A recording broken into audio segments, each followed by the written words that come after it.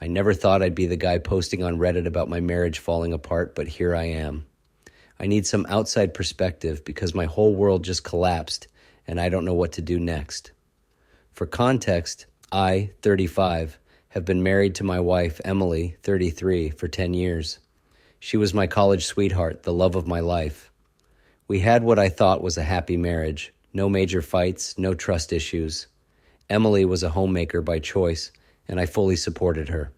I made enough at my corporate job for both of us to live comfortably, and I never questioned her decision to focus on managing our home instead of working. One thing that always stood out, though, was that Emily wasn't ready for kids. She always said she needed more time. I never pressured her because I wanted her to be 100% on board when we decided to start a family. Looking back, maybe that should have been a red flag. The beginning of the end. A couple of months ago, Emily's dad fell seriously ill, or at least that's what she told me. She said she needed to go back to her hometown to take care of him. I didn't hesitate. I told her to go, take as much time as she needed. Family is important. I even covered all her travel expenses without a second thought.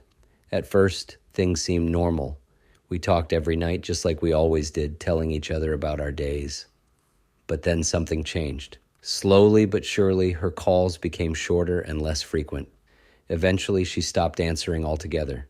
She told me she was just so busy taking care of her dad, and I believed her. But I couldn't shake the feeling that something was off. Then I made a decision that changed everything. The discovery. Since Emily had barely been communicating with me, I decided to surprise her. I asked my boss for a week off and booked a flight to her hometown. I didn't tell Emily. I wanted it to be a nice surprise. I figured if she was struggling, I could at least be there to help. When I landed, I was exhausted and starving. Before heading to Emily's parents' house, I stopped at a small diner near the airport. That's when everything went to hell. I was sitting there scrolling through my phone when I overheard a group of girls talking at the next table. At first, I wasn't paying attention, but then I heard a name that made my blood run cold. Emily. They were gossiping about her, saying things like, her parents practically begged her to come home so she could reconnect with him, and they've been spending so much time together. It's like they never stopped being in love. I felt sick.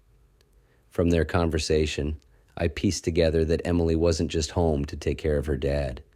Her parents had also orchestrated some kind of reunion with her childhood friend Jake, a guy I had barely heard of, but apparently someone who had always been around. And the worst part? Her parents never liked me. They tolerated me, sure, but I was an orphan. No rich family, no deep roots, just some guy who fell in love with their daughter. But Jake? He was everything they wanted for Emily. At that moment, I knew I couldn't just walk into their house like nothing was wrong. I needed time to process. The investigation. Instead of heading straight to Emily's parents' place, I checked into a hotel and started digging. I rented a car and drove around town, keeping an eye on Emily and Jake. It didn't take long to find out they were spending a lot of time together. At first, I told myself I was overreacting. Maybe they were just catching up. But then, I followed them. I watched them go out to dinner, laughing and touching each other in ways that made my stomach turn. I followed them as they drove to a hotel, booked a room, and spent the entire night there. I sat in my car outside that damn hotel for hours, staring at the door, hoping, praying that I was wrong, that there was some reasonable explanation. There wasn't. The next morning, I contacted my lawyer and started drafting divorce papers. The confrontation, I stayed in town for a couple more days, gathering as much evidence as possible, texts, pictures, timestamps. I wanted there to be zero room for denial when I finally confronted her. Then I went to her parents' house. When I walked in, the atmosphere shifted instantly. Her parents looked shocked, like they hadn't expected to see me ever again. Emily, she looked like she had seen a ghost. Her face was pale, her hands shaking. I didn't let on that I knew everything. I played dumb, acted normal. Her parents tried to make small talk, pretending they weren't actively trying to replace me with Jake. I handed Emily the divorce papers without a word. She didn't even try to deny it. She just started crying. I left. Aftermath.